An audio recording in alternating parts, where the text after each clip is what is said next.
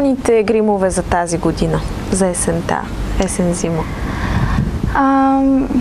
Актуални гримове, така те са няколко.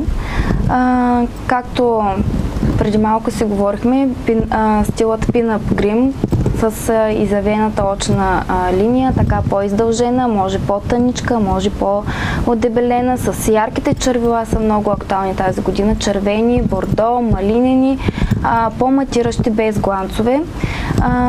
Другите видове гримове, които мога да предложа, са с цветовите гами на сенките в тоновете на есента, охра, кафеви, бежави, оранжевите тонове също са много актуални. Също бордо за очите.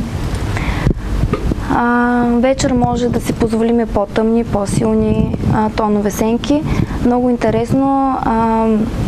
Вечер дори препоръчително грима да бъде по-силен, по-опушен, по-тъмен, защото в заведение, в изкуствена светлина, изобщо цяла вечерта се убиват самите тонове на цветовете на грима, се убиват и е хубаво да са добре подчертани очите. В такъв случай може да се използват по-светли тонове на устните, гланцове и така. Но през деня смело мога да кажа дамите да използват точна линия с ярки червила, без да се притесняват.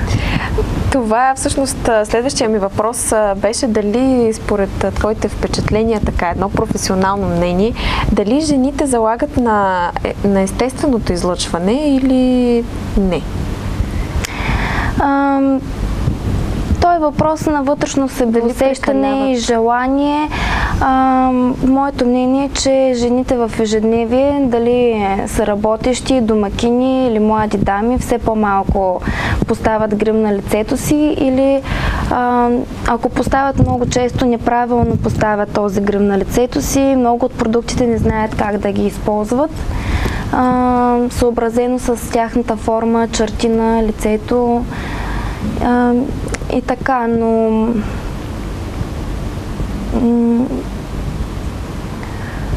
повече като че ли наблягат на естествената визия в ежедневие. Леко спирала, гланц и дотам. Аз искам малко да изведем разговора в една по-абстрактна сфера. Има ли връзка между грима и психологията? Има, да.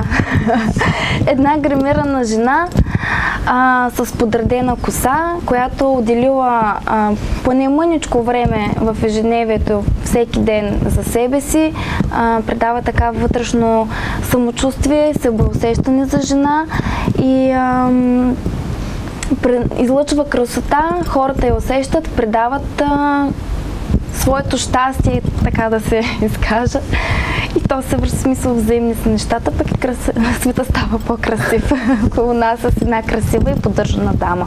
Всъщност, освен на дамата, това рефлектира, както говорихме малко по-рано, и върху нейния... И на мъжа до нея. Да, определено.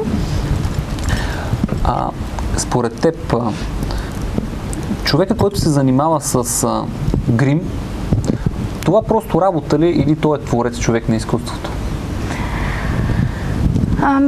За съжаление, някои хора го приемат за работа, други го приемат наистина като удоволствие, като изкуство.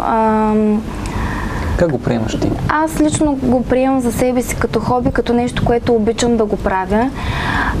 Аз искам да се развивам, аз дори се стремя към много повече, много над границите на бюти грима, този, който ние правим в ежедневен вечерен грим, булочински, битюренски грим. На мен ми е много интересен бюти арт грим, така наречения смисъл. Има разлика, киногрим, грим за операта има, нали, те са много няколко видове, да. Аз специално харесвам много бюти арт грима, тъй като там се изисква така голяма фантазия, сръчност на ръката, да се изпипат някои неща. И така. От какво се вдъхновява един гримьор, който се занимава с арт грим? Ами, например, аз в момента участвам в един конкурс, който онлайн конкурс във Фейсбук за професионални гримьори и темата на гримата е есента в грима. И аз се вдохнових от есента и нарисувах на половината лице на една млада девойка есенни листа. И така аранжирах самата снимка с круши и с листа. Звучи много интересно. Да, много интересен. Да, изобщо арт грима е доста интересен и се надявам дори бъдещи клиенти да имат интерес към арт грима. Няма нищо лошо, примерно да се нарисува нещо на лицето на абитюрентка, на булка или просто така за лично удоволствие.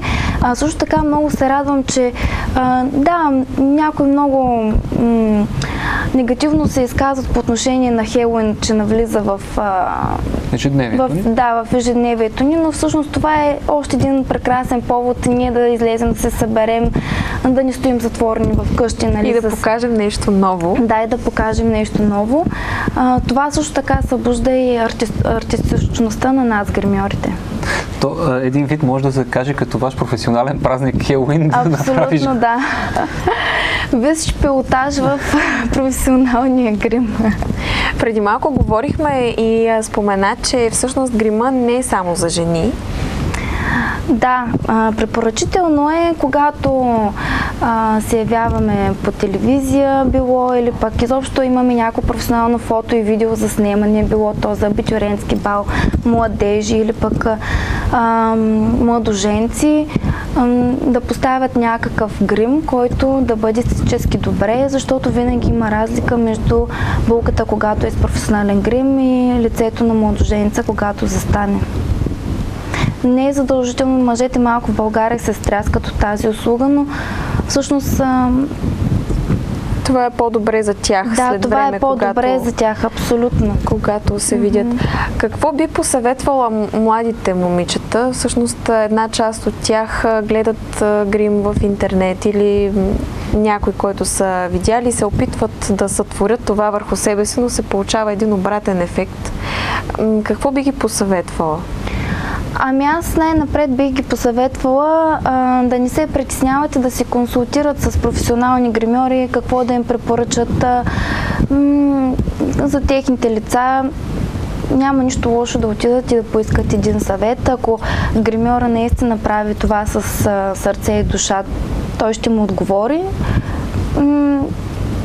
Аз винаги давам такива съвети, искам момичетата, дамите, без значение каква е възрастовата граница, да бъда полезна с добър съвет. А има ли добри гримьори в България? Определено има много добри и дори мога да кажа, че има добри гримьори, които дори не са карали така въпросните професионални курсове за грим. Абсолютно самоуки, уникално талантливи, много добри. Всъщност по-важно е, може би, да имаш око за детайлите и да можеш да съчетаваш точно това щях да питам, дали трябва да има изкаран курс, такъв професионален или нещо подобно, за да бъдеш, за да станеш гримьор професионален, или просто трябва да имаш талант? Според мен двете неща трябва да бъдат хванати ръка за ръка. Смисъл, добре е да се изкара такъв курс, защото курса, освен че научаваш нови неща, но те събира с хора с общи интереси, с които поддържаме връзка и след това. И така разменяме опит и така. Идеи, да. Вълнуваш ли се за предстоящия конкурс? Ще има много девойки, които ще разчитат на твоите знания, на твоите умения, да ги направиш красиви. По-скоро да подчертая красотата им, защото те всички са красиви. Абсолютно, да. Това исках да кажа, че млади, красиви, свежи, чисти кожи, няма как да не се получи един красив грим. Вълнувам се от гледна точка на това, че наистина за първия път, за първа година ще бъда гримьор и част от конкурса Лице на Ямбол, но общо взето аз имам вече някакъв опит. Смятам, че момичетата спокойно могат да се доверят на професионалистите за прическа и грим и мисля, че всичко ще се получи добре. И ние сме Сигурна убедени съм в това. При положение, че има екип от професионалисти, не се съмнявам, че това ще се получи. Това всъщност беше разговора, който проведохме, уважаеми зрители, и съветите от един професионалист за това как да се грижим за по-добрия си вид. Сиси, благодарим ти за нашето И аз за много твоето ви участие благодаря. тук. Много приятно ми беше и до нови срещи. Със сигурност ще се виждаме отново. Да, най-малкото на конкурса Лице на Ямбол, записването за който продължава на интернет страницата models.sliven.net, както и на Facebook страницата на конкурса Лице на Ямбол. Остава още съвсем малко време, така че побързайте да се запишете. Ето виждате, представихме ви част от екипа, който ще се занимава с момичета, участващи в конкурса. Днес видяхте и гримьора, така че бъдете сигурни, че ще се подходи към вас професионално и със сигурност ще изглеждате много, много красиви. Както прилича, разбира се, на един конкурс за красота. Това беше от нас. Ще се видим отново утре по същото време, точно в 8, двамата заедно. Хубав и спокоен ден!